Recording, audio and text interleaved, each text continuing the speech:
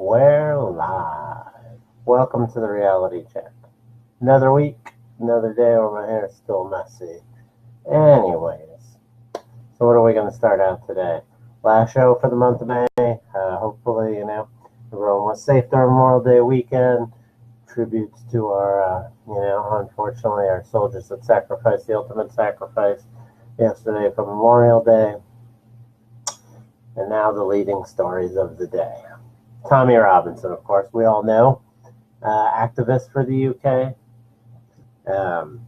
Now, he just was arrested again. He's been arrested many times, but this time he was outside, kind of like reporting, I guess you could say, on the trials of Muslims who are grooming kids, women, to be raped and pretty much tortured, put into sexual slavery. And he was arrested for that. 13 months in jail he was issued. He was already on probation for, I guess you can't, there's no freedom of speech. And that's the biggest difference between the UK and America. No freedom of speech. So it's 13 months, no trial. So molesters, right? The molesters that he was covering, they got a full trial. They were protected by government-paid lawyers. They got time to put forth all their evidence, time to do whatever research or whatever they needed to. And there's Tommy Robinson, done like that. 13 months in jail, no media coverage, nobody's allowed to report on it. End of story.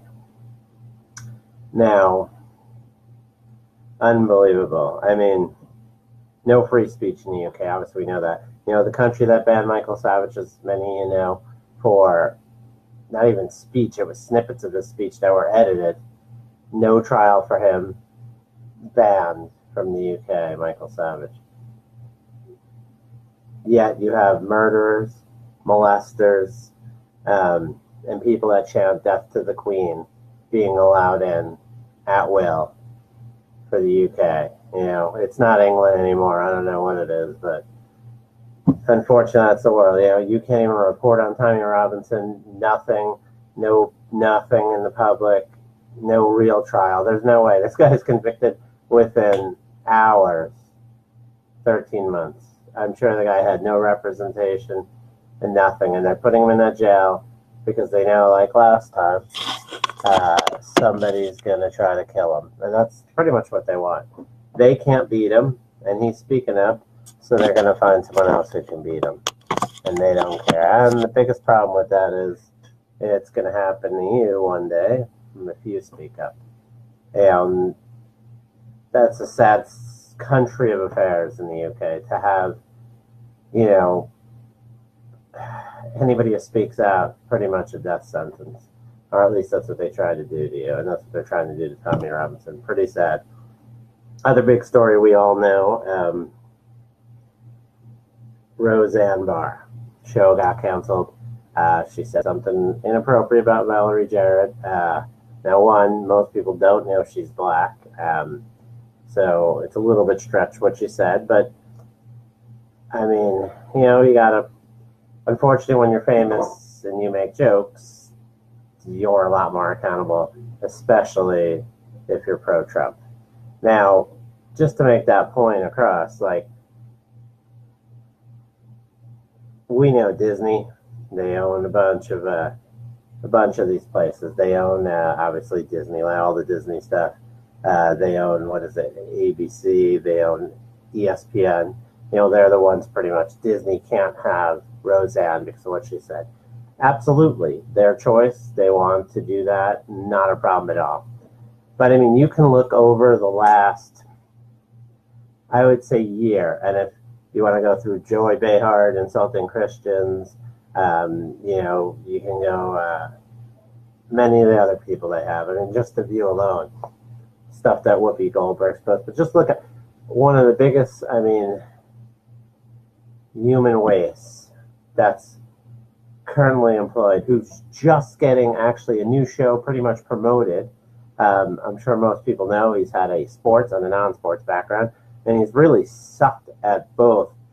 And at sports at first he was okay, but then he started getting a little political. Then he went to politics, and you're like, okay, at least that's where he should be. And he really sucked at that, and now he's kind of back to sports with politics in it. But Keith Olbermann, here's a guy, look look, just in the last year, this guy has called Trump a leaker, called him stupid, called him pea-brain, called him MF traitor. You know, he said that hurricanes are going to do less damage to schools than the MF Trump. This MFer needs to be replaced today, this morning, now. To hell with the MFer, traitor. This is in the past year. MF this, MF that. So now he's talked about Trump denies health care to rape victims. Go F yourself. F you because you didn't call someone a domestic terrorist.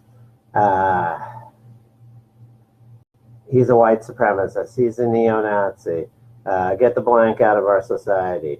So when even when Sebastian Gorka resigned, who, I mean, that guy's a pretty nice guy, pretty mellow, there was Overman saying it's not a total loss, and he told Gorka to leave the country, and he called him a Nazi. Wow.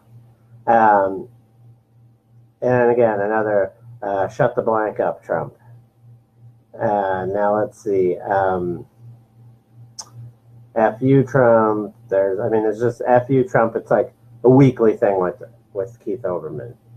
And even when somebody like Joe Arpaio is just saying, I'm grateful to President Trump, I'm looking forward to putting this chapter behind me, thanks for helping me, Trump.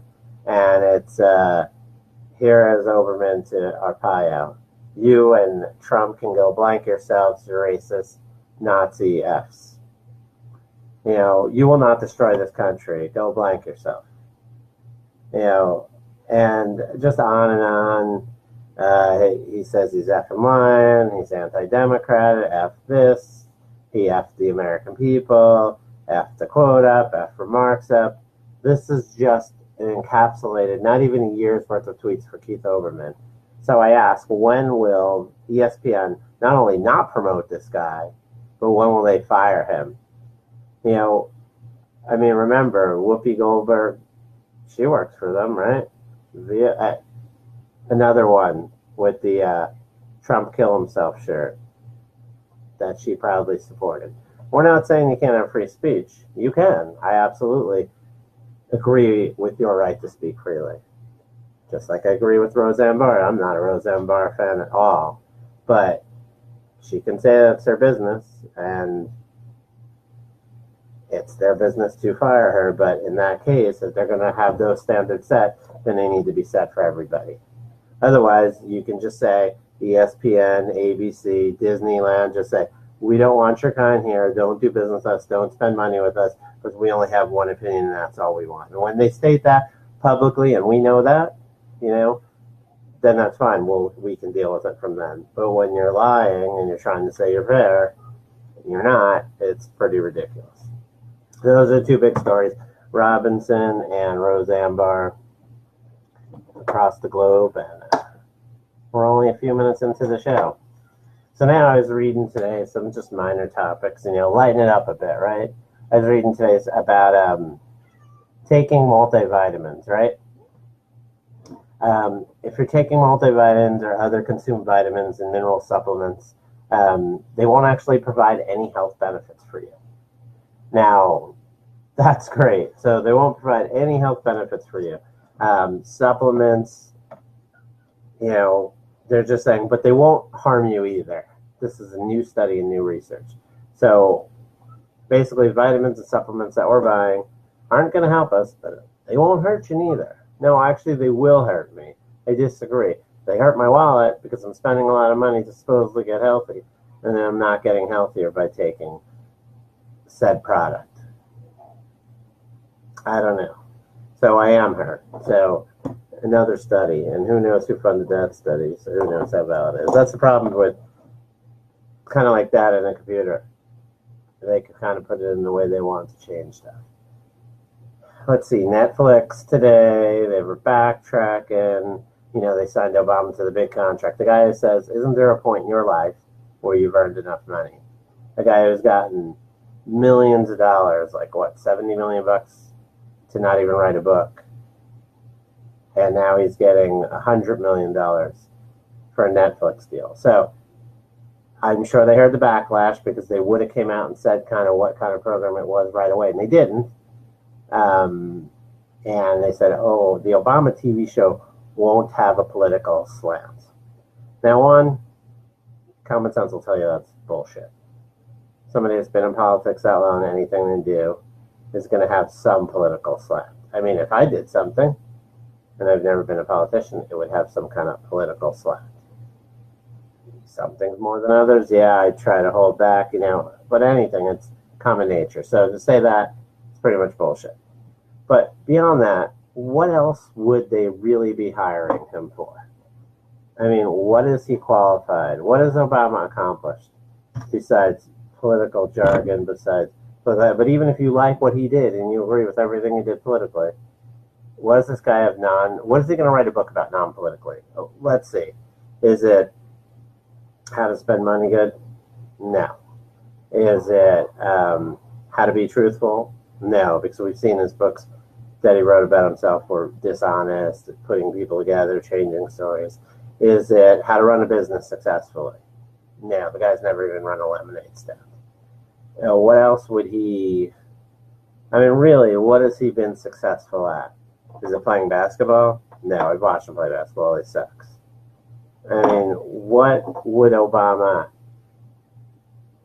his show be about? What would his movie be about? Is it being nice to anybody? It's not. Trust me. So, again, I think Netflix was backtracking. It's a bunch of both. But what else can I say about that one? So everybody knows it's the holy days. I should say on to our next story, right?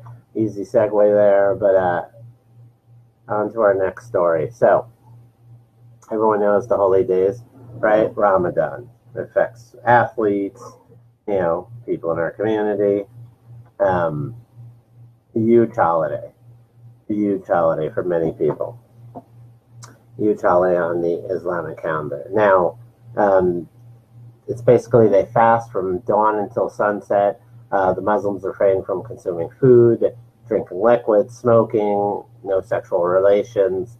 They're supposed to refrain from sinful behavior that would negate the reward of, the fasting, such as false speech, insulting, cursing, lying, and they're not supposed to fight except for self-defense. Pre-fast meals before dawn, they can have those, and they can obviously, after the sun sets, they can eat too.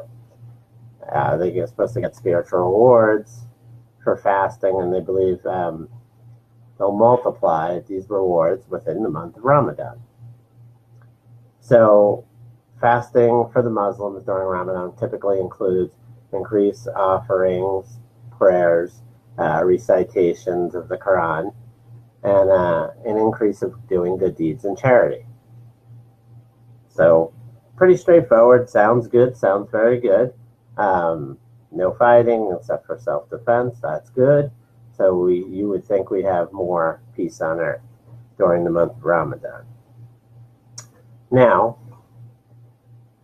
the jihadists have killed more than 200 people and injured in excess of 300 people so far during Ramadan, their holiest month. In the first 10 days of the holy month, which started on May 17th, the casualties reached 525. Islamic terrorists killed about 20 people and injured another 30 each day on average since the beginning of Ramadan. There have been at least 52 attacks that have taken place so far during the holy month. Now, many jihadists believe it's an exceptionally heroic, and Allah especially rewards martyrdom during the sacred month, which is actually not what it says they're supposed to do. They're not supposed to fight, right, as we went over, unless it's self-defense. But unfortunately, you pretty much have a Ramadan rage, and it's every year kind of like this. So, I mean, the majority of Muslims solely abide by Ramadan's fasting traditions. Like I said, the abstaining from eating, drinking, smoking, sex, and obviously it's supposed to be as well. no fighting unless it's self-defense. But ISIS, which is, a huge terrorist group, I know they're known as a JV to on Barack Obama, but we know how wrong he is on that. So Ramadan casualties last year reached 3,343, 1,639 deaths, 1,704 injured, and I'm sure there's many more that aren't accounted for because we know that the accuracy of these numbers are low because not everybody's life counts or is known about. So that was the bloodiest holy month in recent history. So, I mean, again, it happens in Afghanistan. The Taliban killed 3 foreign engineers on May 17th, right? First day in. They kidnapped and slit the throat of a 23-year-old man after the Indian government declared the first Ramadan ceasefire in 18 years. Boko Haram jihadists detonated a bomb at a camp for people displaced by insurgency, killing 4 and wounding 15. This is all May 17th. There was a terrorist group that claims responsibility for a suicide bombing that killed 1 and injured 14. In Egypt, Sunni hardliners bombed an area, killed 1 and injured another. Taliban killed 2 police officers. That's May 17th. So we're done with May 17th. May 18th, there was Syria. Improvised explosive device. Killed 2 civilians. Suspected ISIS terrorist behind a bomb blast that killed 1 and wounded another. That's still May 18th. Another ISIS terror killed a member of the Kurdish group, and then with an IED. Taliban attacked a police security post, killing 5 officers and wounding 6 others. Still May 18th. In Afghanistan, Taliban attacked remote the Ajaristan district, killing 9 security force and wounding 7 others. Suspected Islamic State terrorist attack at the Ramadan cricket tournament in Jalalabad, the capital of the group's stronghold, killing 8, wounding 55. Still May 18th. Taliban rockets kill 4 police officers, wounding 4. Still May 18th. And then we get to May 19th, and on and on and on and on and on and on. I can go through the list, May 22nd, 3rd. I mean, as you can see, they don't take a day off for anybody's birthday. Syria, India, Afghanistan, another 3 killed, another 4 killed, another 1 killed, another 10 injured, another 5 injured, another 1 injured, another 2 injured. And that's the way it goes. So the religion of peace on the most peaceful holiday, unfortunately, that's not going well again. We had the Missouri Republican governor resign today. Obviously amid scandals. One, he had an affair a few years back, and he had taken pictures. Just poor, very poor choices. To take pictures, to have an affair, stupid and immoral. You just simply have to be smarter than that. Pretty much not much of a take on this. You just have to be smarter than that. I wish we could have all the people that were cheating and all the drug users and criminals leave office. That would be great. Or Congress, Senate, everywhere, a full government would be in much better shape if we could. Whichever. Just another idiot caught up. At least he resigned and did us good, as far as resigning and not making us fight through this and have to waste more government money and have to deal with somebody that's an absolute, a deadbeat that has no chance of coming back. So that's that one. Let's see. Interesting news stories. It's good to see the U.S. men's soccer win a game with a lot of new talent. They beat Bolivia in a friendly. It's not saying much, but they did the job 3-0. So good for them. It'll be just pretty devastating when you watch the World Cup and they're not even in it at all. But hopefully they can get American soccer right. They need a lot of new blood and a lot of new blood on top there. And a lot better leadership, and it starts from the youth programs. And it was announced today as far as soccer too. MLS Cincinnati will have an MLS team. They have huge attendance there. It's amazing how many people go there to see their USL soccer, and they draw more fans than some MLS teams. So they'll fit right in. As a matter of fact, they're going in next year right away. So good for them, and hopefully for us here in Phoenix, with the Phoenix Rising, we're hopefully moving up the list, and by 2020, which is the next allotment of teams, hopefully we get on that list and get our chance to have an MLS team. So we've come a long way, and I know we've been behind the curve as far as a team here in Phoenix, but I mean, if you look at all the programs we have, all the kids we have to play, Arizona's big for soccer. So it would be really nice to have a professional team here. Now, back to the unfun stuff. Environmentalists have to pay an oil company $38 million.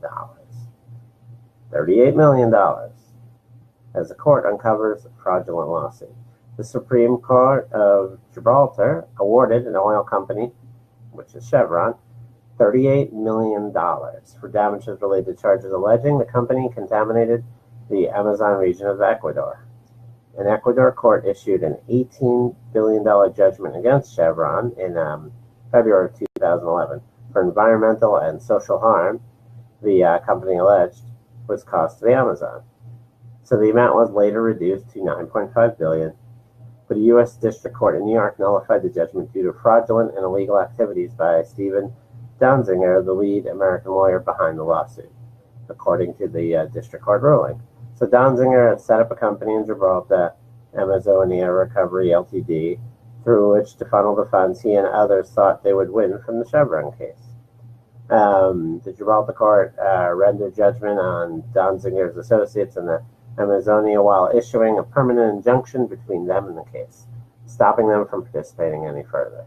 In issuing the decision, the Supreme Court's holding that the perpetrators of this fraudulent enterprise are accountable for their actions. So Chevron Vice President and General Counsel said in a statement, in the courtrooms around the world, the fraudulent scheme against Chevron Corporation continues to implode. And we've seen stuff like this before, not on this big of a scale. So this is a huge win. A huge win for Chevron, and a huge win for people fighting back against fraudulent lawsuits, because they're popping up more than ever before. Hey everyone, see the new Quiet Riot shirt? Yep. My wife bought it for me. Awesome, right? Mental health, and that's what a lot of our problems today socially are, mental health. So, next up, Julian Assange. Of course, we've heard Julian Assange might be losing his freedom really soon. Now, as far as Assange, always mixed feelings on him. Some of the things that I've heard he's did as a human being aren't very good, and if they're true, he should be punished for them. As far as giving information,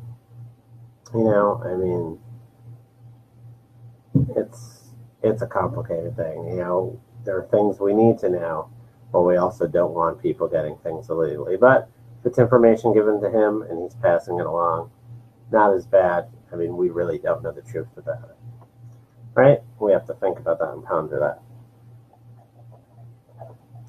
But what we found out this week is, Adam Schiff, Shady Schiff.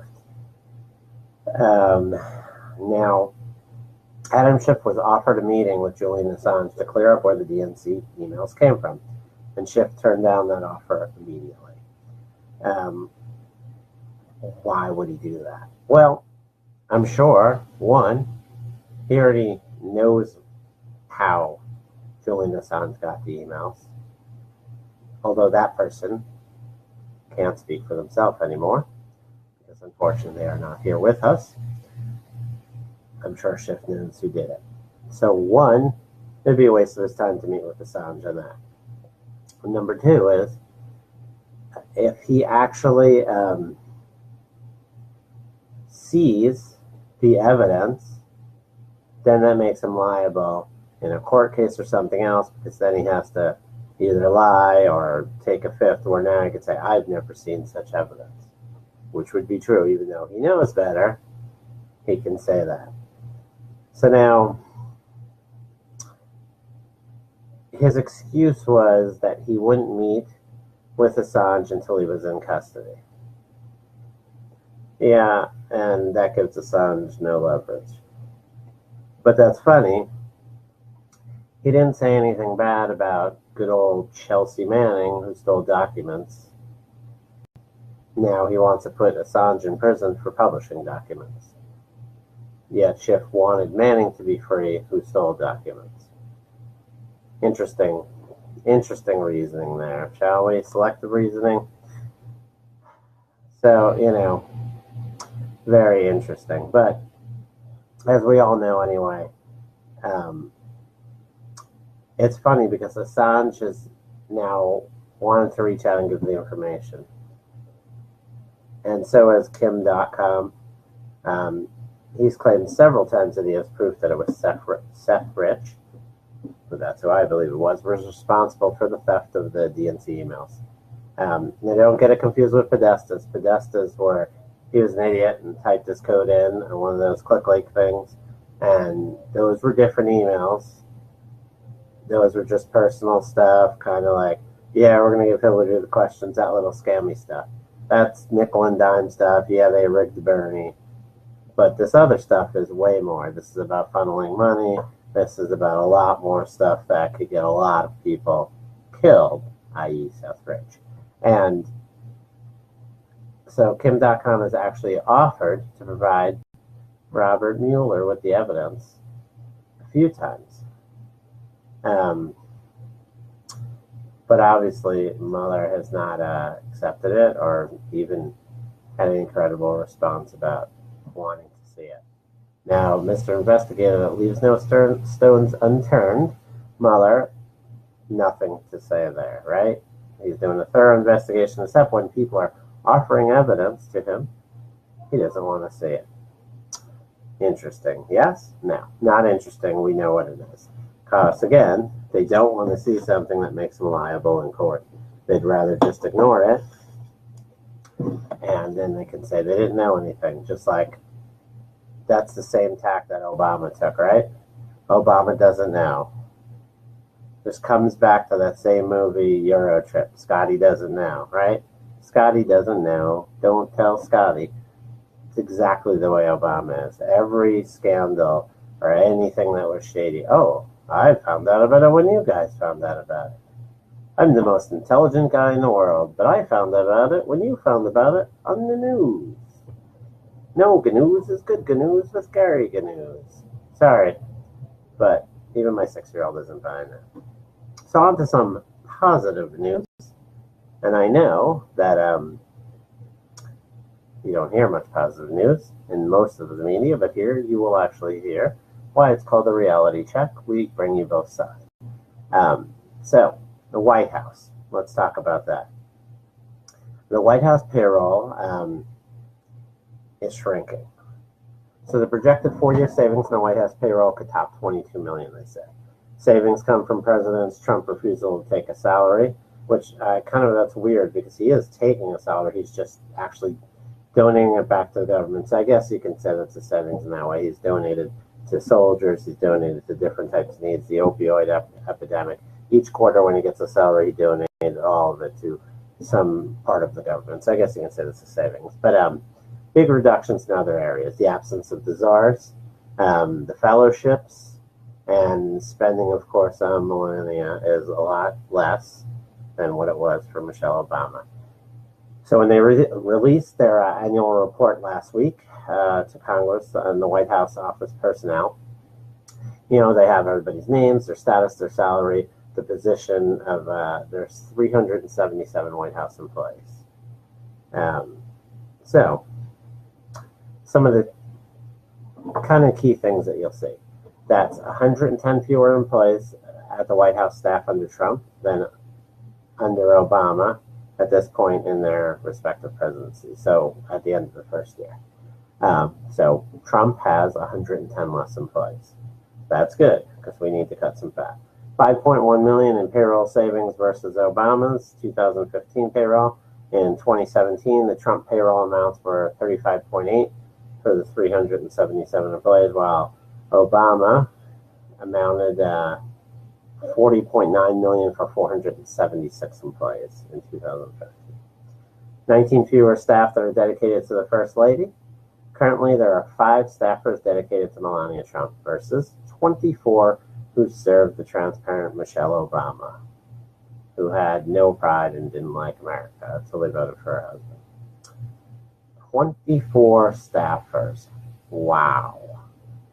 Amazing. To me, just hearing 5 is almost too much.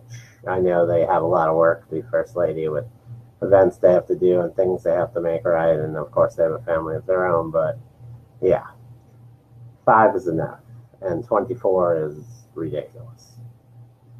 So the assistants to the president, the most trusted advisors to the president, both Trump and Obama had 22 in their first year. So in Trump's White House, there was, Steve Bannon, Kellyanne Conway, Omarosa, Reince Priebus, Sean Spicer, a bunch others, which made salaries of $179,700 in Obama's first year. Axelrod, Rahm Emanuel, and 20 others held the title with top pay of $172,000.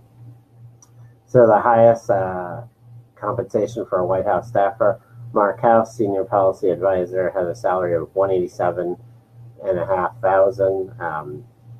He's on detail from a federal agency, which allows him to exceed the top pay grade of $179,700.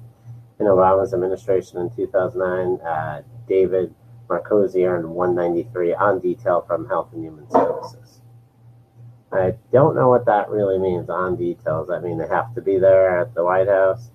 Send them back to where they came from and let's pay them less. Please. Let's do it. Now, man, can you believe that? Rahm Emanuel was making $179,700 all those years in the White House. Then he comes and he's a mayor and he sucks, and more people die under him than any other mayor in the history of America, probably. He's at least one of the top 3, and he's still getting paid by the government.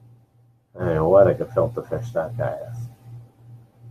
Let's see. So, I mean, basically, a difference of 19 staff from the First Lady. That's a huge savings. That is a huge savings right there. Very good for Melania Trump. She's saving the American taxpayers. Really good. So awesome. We like that. Less SARS. I mean, that's really excellent. Obama was paying people like energy and climate change, czar, $172,000. Faith-based neighborhood partnerships, $98,000, blah, blah, blah, and blah, blah, blah. In 2015, because Obama and his family with the 2 planes, every vacation, and vacation all the time, and all the other scam, Obama instituted a new fellowship, a White House Leadership Development Program. And the initial class of 16 candidates, at least one was placed on detail from the IRS at the White House. Elaine Ho, yes, at a salary of $158,700. Ho's assignment? Yes, I'm not kidding. Ho's assignment was working with the Office of the First Lady to implement her Let Girls Learn initiative. 2 directors were also on the payroll for good old Obamski. Pamela Coleman, $120,000, and Catherine Pielmeyer, $60,867. And there's no evidence that Trump's continued any of these programs. Man, can I get one of these jobs? Seriously. Wow. Amazing. So, it is what it is. I mean, Trump said that he would forgo his paycheck. Trump's, I don't know. He's just said he would spend less money, and obviously you can see it clearly here, and it's only starting. But, what else can you say? You won't hear anything nice on the news about him, or how great he is, or how he saved anybody any money. but yet he's saving money. So good for Trump and better for America, right? Gotta stay hydrated as Arizona. Plus, we have to go to the great stories of the day. Now, remember we talked about this on the show a few weeks ago. There was the West Hollywood mayor, John Durham. He honored porn star Stormy Daniels for her role in leading the resistance to President Donald Trump. And when he gave her the key to the city, she said, I don't really know what this opens up, but I'm happy to have it. And you think the story would end there? No, because it's just a total schmendrick right there. You know, the biggest lowlife here isn't Stormy Daniels. She's just somebody trying to capitalize and make money. The biggest lowlife by far was West Hollywood Mayor John Durham, because he not only did he give the key to a city to a porn star, but this degenerate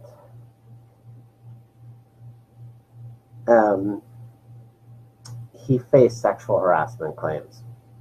Now, everybody's proven innocent. No, everybody's innocent until proven guilty, right? Unless you're Donald Trump or one of his friends. But so here, West Hollywood Mayor John Durham, the city had to pay out $500,000 on his behalf.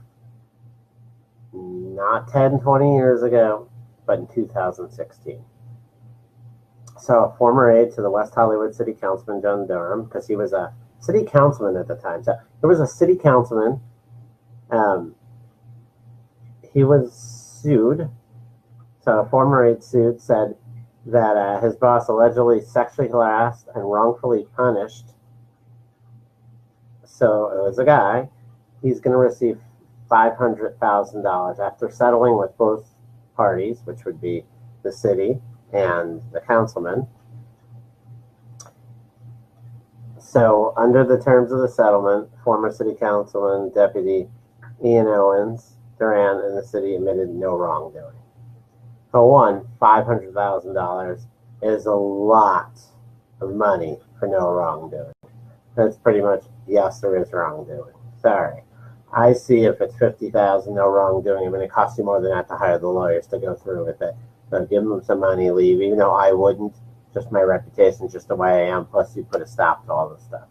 But here's a guy who got sued for sexually harassing a guy on the job. $500,000 in the year 2016. Then he got promoted. So you already see the sickness in California. And now this piece of junk. You figure the rats in the olden days would hide under the rocks. The cockroaches would hide in the darkness. But not anymore. They come out. They come out in the light. They're not scared. They're emboldened. Hey, I got away with sexual harassment because it didn't cost me anything. The city paid $500,000. The taxpayers did. And these morons voted for me again and promoted me. So I'm not going to hide under the rock, even though I'm a slimy rat cockroach. I'm going to come out into the light. And they do. And that's what you have here. The guy, the rat, not even the guy, the rat. The rat. Now the mayor of the city got away from, he didn't even have to resign. And now he has Stormy Daniels Day. And he gave her the symbolic key to the city. Our values have been under threat by the Trump administration for the past year and a half, he said. Praising Daniels and Attorney Michael Avenatti, another slimeball who doesn't even pay not only his own taxes, but his employees' taxes that paid. He takes the money and runs. But he praises them for fighting back.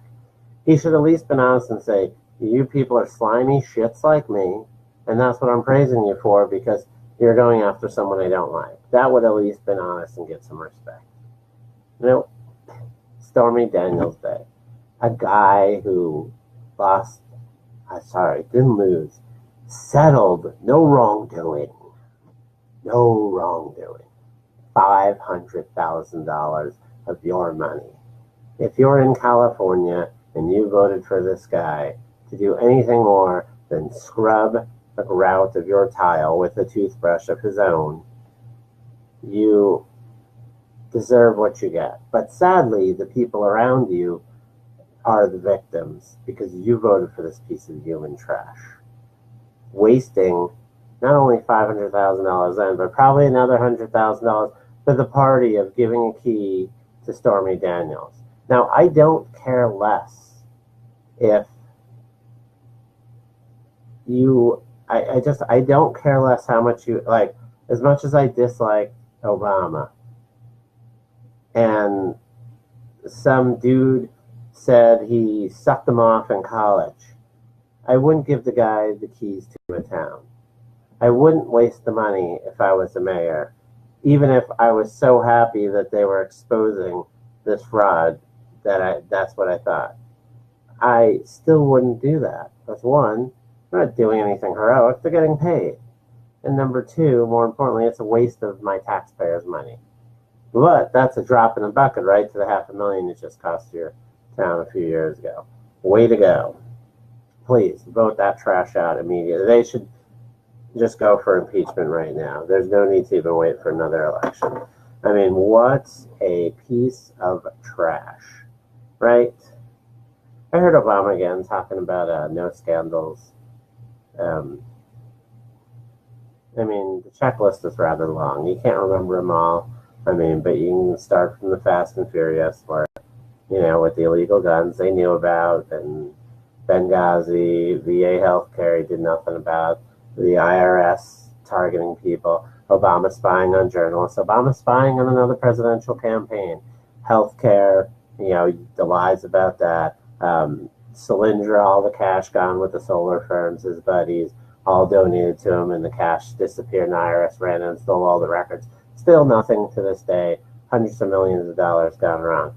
Giving weapons to Hezbollah, emailing Hillary on a legal server that he knew about, saying Russia wasn't trying to interrupt our elections, even though all the evidence says they were. But yet they're still talking about how Trump is, even though Trump's acknowledged it many times. But, you know, there it is, the fraud. But yet still, hey, not a smidgen of corruption under Obama, right? Unbelievable. But it's just like the other day that came out, those pictures of the kids laying on the floor in cells, and oh, what a piece of junk Trump is. And then they found out that was an old story about Obama. And oh no, all of a sudden it went dark. It went dark. Sorry. At least, as much as I disagree with, you know, Obama when he did something right, I would, you know, admit it. It might not be as easy, but I still would. You know, but what we have here obviously is not a crowd that likes to do that. Now, we know, let's see here. What was I thinking about? I think I'm thinking about the wrong things. Okay, so there was Las Vegas. Obviously, we know about the shooting that happened. We're still waiting. We're going on well over 6 months. No clear answers. We know that Las Vegas is hiding a lot of things. Not only that, a lot of dead people found. You know, multiple mutilated bodies dumped within Vegas. And I mean, this is not your common casino beatdowns. This is gang-affiliated stuff. And yet still, there's not much talk about it. They're trying to be hush-hush about this. I mean, obviously, I think we need some bigger law enforcement there, because these people under Lombardo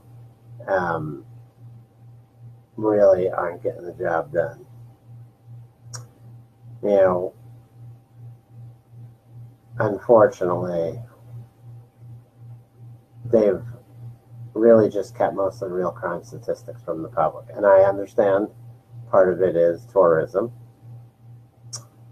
We know. But unfortunately, it will not get better it will not get better because it's being hidden. At least if they attack it and address it, you can make it better. You have finally a president that supports you taking out MS-13, stopping gang violence, where you never heard any of that stuff. So, again, the Las Vegas Police Department not doing their job where needed, not stepping it up. And, so goes that one. So goes that one. Now, this week we had a bunch of clowns laying on the floor of a supermarket with David Camerhog over there. I mean, why are we constantly letting these people harass people who have nothing to do with anything there? You're getting out of work, you're getting home, you just want to shop in your grocery store in peace. And now you have to see these fools on the ground. I mean, stuff like that scares me. And it scares me for the reason of, and I've always thought about it like when people are protesting and blocking off the street. Like, God forbid I'm coming home from work or going to get my kids, and these people get in my way. I mean, it wouldn't end well. It just wouldn't. I would probably end up going to jail. That's the way it would be, because you're in the way of me getting to my kids. I don't care what you're protesting about. I don't care if I'm for or against it. You have no right to block the street. And the fact that law enforcement lets this go on is absolutely ridiculous and absurd. And this is the problem we have, is he's investigating, they're letting people affect other people's lives. It's not about the issues. They don't want to talk. They just want to affect other people's lives, and they think that's going to make... It's kind of like when you had your phone bill and you got an extra charge on it, a $5 call or something. Like, I didn't do that.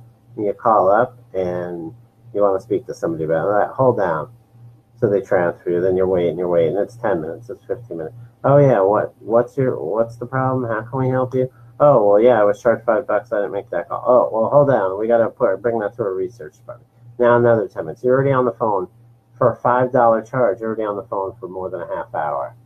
So now you're not even making minimum wage on your call, even if you get your $5 back. And then it's like, oh, well, hold on. Let us research this. Wait, hold on. Whoop, click. You got disconnected. Now you got to call back again. You got to tell your story again. Oh, hold on. Let's get you the research. I've already been through. They know my thing. Excuse me, sir. I'm a different person. You've never talked to me, so you got to tell me from the beginning. What's going on here? Okay, hold on. Let me get back to you. No, wait, hold on. No, are you sure you didn't make this call? Nope, I didn't make that call. I've never made that call. You can look at my... Well, that's weird because it says you did. Okay, well, I didn't make that call. I never make that call. And then, okay, well, we'll give you this one-time credit next month. And then you get your bill next month and then you have to call back again because you still didn't get a credit on your next bill. And it's like you've spent 2 to 3 hours for $5. So most of the time, the next time it happens, you're just like, it's not even worth my time. And I'm just going to let it go. And that's what these people want. They want to delay or ruin or just make your life so miserable that you're like, yes, whatever it is you want or whatever, take it, just do it, just get out of my way. So that's why they have these die-in protests at grocery stores or chain themselves and block your roads. And that's not acceptable, and you should never get tired, and you should fight this and attack back. And I'm not saying do any violence and stuff, but get out of my way and show these people you're serious. Otherwise, they will continue to invade your life and invade your life more. Now, remember Broward County, and can we say sheriff or office duty, officer duty, deputy, whatever now. Guy who cowered outside, was it Scott Peterson? Familiar name, right? Waited there as the bullets rang out. Oh well. So, we know he did nothing. Let's move aside from that. But Broward County Sheriff Scott Israel, he criticized Peterson for his inaction finally after a while for the shooting that left 17 dead and others wounded. But but he didn't fire him. So, big whoop-de-doo. He let him resign. It's really annoying when they do that. They should fire people. Well, anyway, Peterson's living in 100 plus. He's living in a huge home. He has $100,000 a year public pension, and really doesn't have to face much media, to be honest, for what happened. And just tells people don't come on this property, which this is right, but it just shows what type of person he is. Won't even confront it. But so some of the families obviously recently have been calling for an investigation in the Peterson case. And there was another one. There was another case 4 years ago that interests people. The case involved two 17-year-old students bullying a 14-year-old freshman. One holding down the younger boy by his ankles while the other one kicked the victim, grabbed his genitals, and then took the victim's own baseball bat and began shoving it against his butt, simulating a rape through the boy's clothes. So one of those assailants, the boy who allegedly held down the victim, was Israel's son. Yes, Broward County Sheriff Scott Israel. His son Brett. So, unbelievable, right? He could have been charged, but could have been charged for a lot of things. But obviously Peterson, in the report, just put it was a simple battery. So under the board's, whatever they call it, the promise program there, whatever that Obama, thing is, because they didn't want to arrest people that committed crimes. The discipline matrix, I don't know. They gave both of the boy attackers a 3-day suspension. Wow. So, is it because you're in school, you don't have to obey laws? Like, I understand kids getting into fights. We all do that. Whatever. You can't really even say who started it. Things happen. And if both people are there that defended themselves, it's one thing. But when it's a 2-on-1, or you're using weapons, or you're doing, a 3-day suspension. I got suspended 3 days for way less than that, let me tell you. So, interesting. You see a case where Peterson failed to do his job. Another example of a bad crime. Somebody not being held accountable. But now you see here how that could have been a quid pro quo for the sheriff. He lessened the impact because it was his son. Maybe he did, maybe he didn't. But now here's the sheriff in return lessening the impact on this guy who did nothing while kids were getting shot up. Very interesting. It's basically more leniency for students accused of crimes, from the Promise program, right? It was the same one with Nicholas Cruz, never faced charges, right? And what happened with Nicholas Cruz? We all know about that, how many people died because of him. Even though the superintendent over there said Cruz wasn't part of the program. It's not what the records show. He was supposed to be part of the program, but they never enforced him attending. So again, you have a situation here where, and maybe this wasn't really part of the Promise program. Maybe this was just Scott Peterson getting ready for a favor for himself. But, if he had answered for it back then, his malfeasance, maybe he would have been more proactive this time. Or maybe, because I'm sure he probably wouldn't have been more proactive this time, maybe he would have been fired. And then somebody more competent would have been at the school that day and at least maybe saved a life. If it wasn't the sheriff's son, would it have been a sexual assault? Would it have been battery? Who knows? We won't know. But we obviously know Israel. Sheriff is not going to be commenting on this. But it's a very interesting development here that could have saved, lives. At least a shot. And of course, it's another way of the quid pro quo, getting away with something because you know something. Now, Rachael Dolezal. Everybody remembers her, right? She was the white lady who pretended she was black. She was a NAACP leader, posing as a black woman, even though she was white. She was down with the struggle. Washington State, NAACP, not even just a member, she was the president. But obviously, it was revealed that she was a white woman posing as a black woman. And now, in more developments, good old Dolezal is going to be charged. She can face up to 15 years in prison, and authorities have revealed that she received thousands of dollars in public assistance. She's accused of welfare fraud, perjury, and false verification for public assistance. Now, the documents, funny, she identifies as a transracial. She illegally received $8,747 in food assistance and $100 in child care assistance from August 2015 through November 2017. In February of 2017, she talked about how she was living on food stamps in an interview with The Guardian, saying that the only work she's been offered was in reality TV and pornography.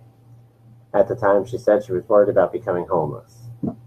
She had 2 biological sons. Now, very interesting. She wasn't offered much work. I can't remember the last time I was only offered a reality TV show and to do pornos. That's a pretty good sum of work, In pornography, it's like a whole load of work, but that being said, she's still being offered jobs. And to be honest, I couldn't remember the last time I was actually offered a real job. Usually you have to go and interview for them. Here she is getting offered jobs, and poor her, especially after you saw she lied and had no character, she's still getting offered jobs. Jobs that both of those pay pretty well, too. So the next month, even though she has no job, she published a book in full color, Finding My Place in a Black and White World. So they were skeptical of Washington State Department of Social and Health Services, became skeptical of her income that she said was $500 a month. Obviously, she wrote a book, but so bank records indicate that she deposited, now remember, she makes $500 a month. Now, I know I'm good at math, but let's get out the handy-dandy, the show's handy-dandy calculator right here, okay? So let's do some quick math. So Rachael Dolezal, who makes, how much? She makes $500 a month. That's what she said less, but let's just say 500 for good math purposes. So bank records indicate that she deposited $83,294 in her account between August of 2015 and September of 2017. And none of that income was reported. Now, let's see, at $500 a month, and think about the $83,294 was from work, was probably more, and that was minus taxes, but let's say it was under the books or whatnot. She probably spent a little bit before she put that in the bank. I mean, you figure you spend first, right? I know I do, which I didn't, but I do. So at $500 a month, it's about 166 and a half months. We'll just say 166 for our purposes. So 166 months divided by 12 months in a year. So it's about 13.83 years. So let's just say 13 and a half years to round that down to give her the benefit of the doubt. So somehow, even though she makes only $500 a month, she had 13 and a half years of income in a, 2-year and 1 month period. I mean, that's pretty amazing. Wow. Now, during a television interview in November of 2015, Dolezal acknowledged being born to white parents, but also said she identifies as black.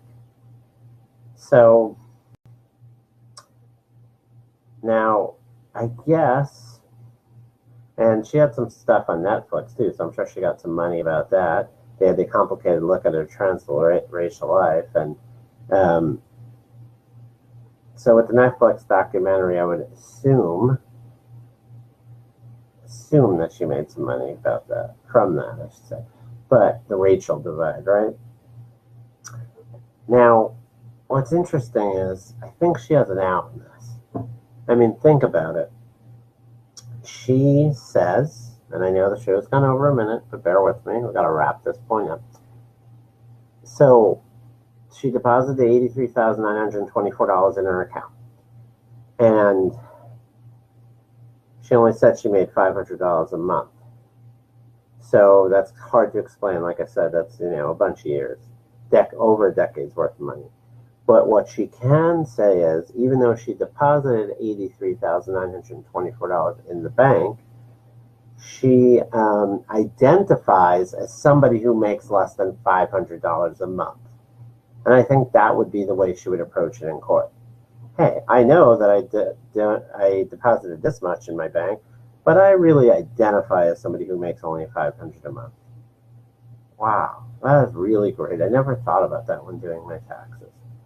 Rachael Dolezal, helping people not only with their taxes, but with their gender and race and color issues. Thanks a lot, Rachael. I never thought you'd be that helpful. And there, my friends, it's another week of the reality check. Thanks for tuning in. We'll see you next Tuesday. Have a safe week and enjoy the rest of May.